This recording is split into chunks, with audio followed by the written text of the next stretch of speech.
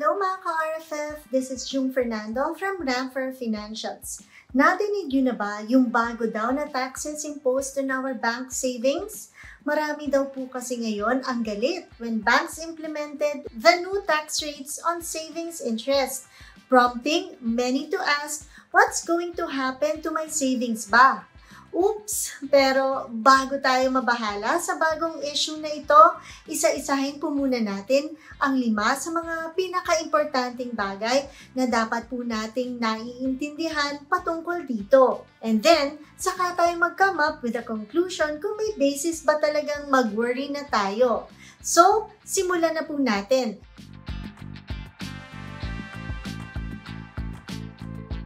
Siyempre, una sa lahat ay dapat nating kilalanin kung sino ba muna ang may akda ng bagong panukalang ito. So, sino nga ba si CIMEPA? Ang CIMEPA ay acronym for Capital Markets Efficiency Promotions Act or otherwise known as the Republic Act No. 12214. Sa pangunguna po ni Finance Secretary Ralph Recto, this is a new law signed by President Ferdinand Marcos last May and enacted in July. One of its main objectives is to encourage ordinary Filipinos to invest in the Philippine capital markets and promote inclusive growth. Isa pa pong layunin nito ay ang mapakilala ang key reforms or mga batas para mabalanse or to level the playing field sa larangan po ng trade and investment. Isang halimbawa nito is the reduction of the stock transaction tax or STT. So, from 0.6% naging 0.1% na lamang po ito. However, what triggered the public's negative sentiment is the uniform 20% tax rate on interest income, which leads us to number 2, clarification on the new reform. Recently, dahil sa ingay at samot-saling spekulasyon ng mga tao, ipanaliwanag na ng Department of Finance or DOF ang mga maling interpretasyon or misconceptions na pinalala pa ng social media posts or minsan can be referred to as fake news, yung mga maling paniniwala that people's actual bank savings are being taxed by 20%. In reality po, hindi naman ang pera sa inyong bank accounts ang tinataksan, but the interest it earns while sitting in the bank. Tinatanggal ng CIMEPA ang tax breaks on long-term savings with a maturity period of 5 years. This means interest earned on all financial instruments with exceptions such as the Pag-ibig MP2 program will be taxed at a uniform 20% rate. The DOF also emphasized na hindi naman ito bagong batas. This is an existing one that has now been standardized under CIMEPA. Ika nga ng Department of Finance, 1998 pa lang daw, may 20% tax na ang interest na kinikita ng ating mga karaniwang deposito sa bangko. Ito naging issue to dahil doon sa mga meme na lumalabas sa social media, maraming iniisip, nabibisan natin yung buong deposito ng mga kababayan. Walang ganun po. Okay. Ito'y matagal na to.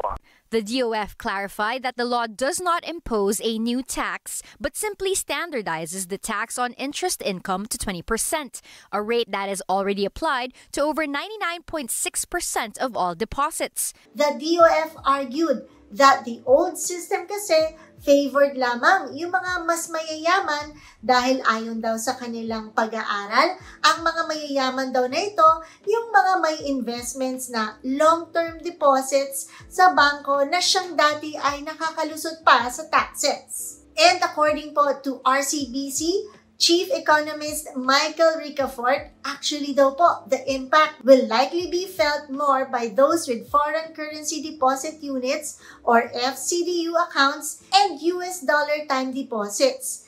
Ayon din po sa kanya, minimal or negligible naman ang impact nito sa mga mabababang amounts.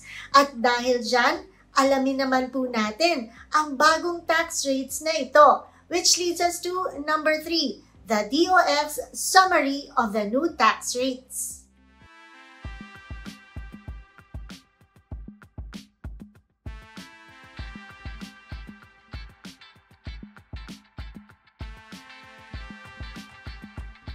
Ano naman ang mapapala natin mula rito? Which leads us to number 4. What can public gain from CIMEPA ba? While the CIMEPA would certainly make the Philippines more appealing to investors after lowering of several investment taxes, paano naman ito makakatulong sa ating common Filipinos na gusto lamang pong kumita ng pera, diba? Ayon sa Department of Finance, CIMEPA would encourage ordinary Filipinos to invest and diversify their income sources. Other than the reduction of the STT, the CIMEPA also decreased the documentary stamp taxes or DST rate from 1% to 0.75% na lamang, as well as removing it completely from the collective investment schemes.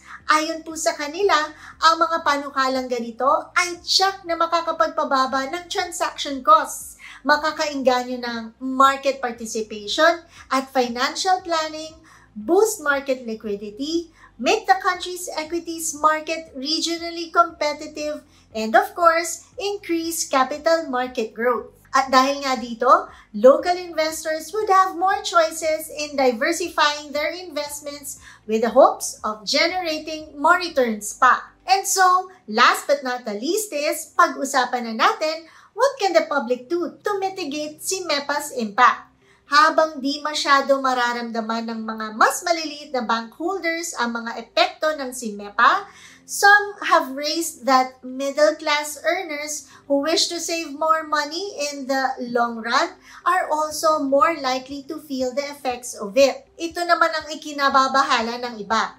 Kaya naman, at this time, it is also good to consider alternative means to save or invest our money. Maaari po nating subukan ang tinatawag po na Personal Equity and Retirement Account or PERA, which is a voluntary retirement savings account that could supplement your SSS savings. Other investment instruments like UITFs or mutual funds can also be options. However, while these can provide good returns, pakatandaan lang din natin na iba din po ang risk factors na dapat kinoconsider natin mula sa mga ito.